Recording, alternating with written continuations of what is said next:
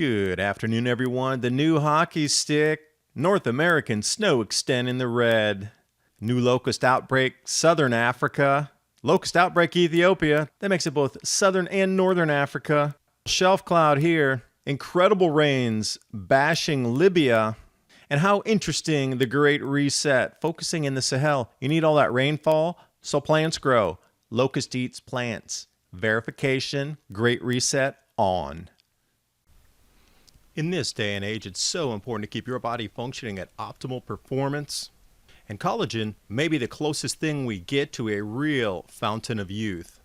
After all, collagen is the most abundant protein in your body and essentially the glue that holds it all together. When you're middle-aged, you're only producing half of the collagen that you did in your youth. My focus is about digestive health because the change in our diets from foods being unavailable, moving to seasonal availability of foods, and the entire spectrum of availability of foods changing. There's so much more to talk about with the benefits of collagen. You can visit healthwithadapt2030.com to learn more. The link's in the description box below.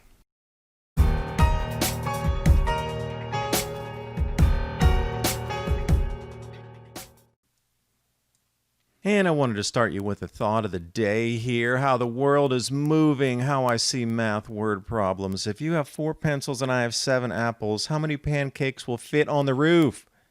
Purple, because aliens don't wear hats. But the World Economic Forum does wear the Great Reset. Time magazine cover here, so interesting and apropos for this time. Notice the pull-out of the hollow earth. Sahel.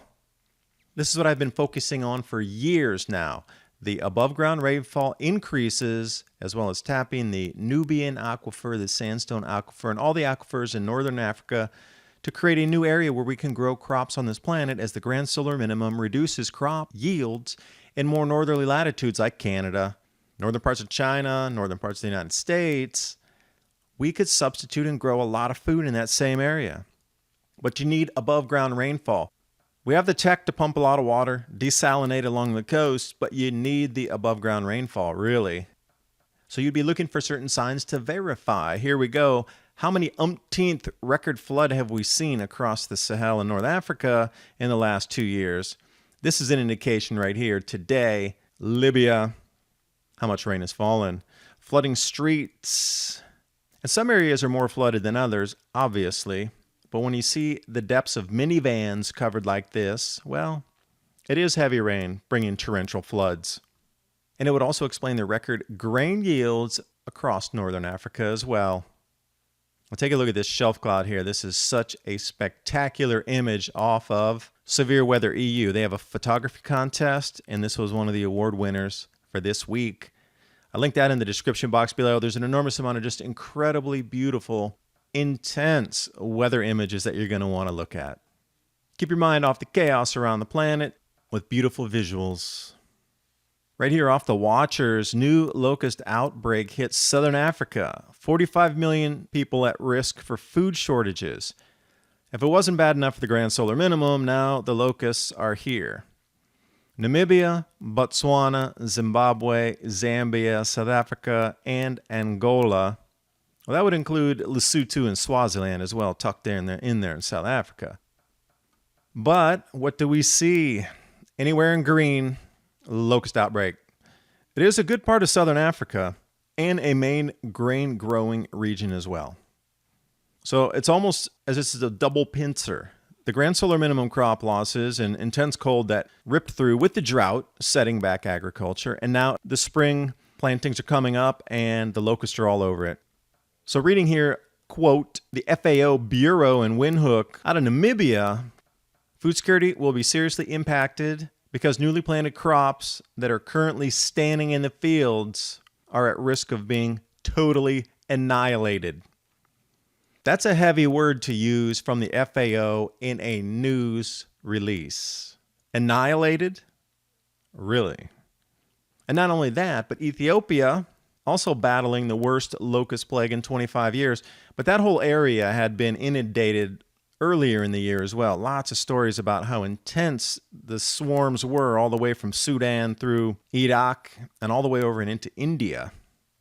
Now we have the FAO also talking about how Ethiopian farmers battling the locust. Now they give some indication here of 490,000 acres, so almost 500,000 acres have been damaged.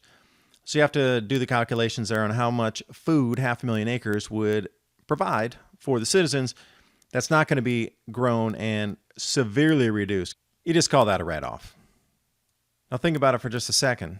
The above ground precipitation increases is allowing more vegetation to emerge, which allows these swarms like we saw last year, this year, in the beginning of the year, and now again. As well, the record floods that are being seen across so many areas. And the Great Reset inbound with areas focusing in the Sahel and North Africa as the new area that will grow crops for our planet, and the new hockey stick on top of it. Now we know Michael Mann's hockey stick, but this is the North American snow cover hockey stick, a little bit different, straight up. Now I could leave it there, but that wouldn't be fair because we do have an entire globe here. So I'll bring you over to the Finnish Meteorological Institute to tally up to today while I'm doing this video. Snow mass.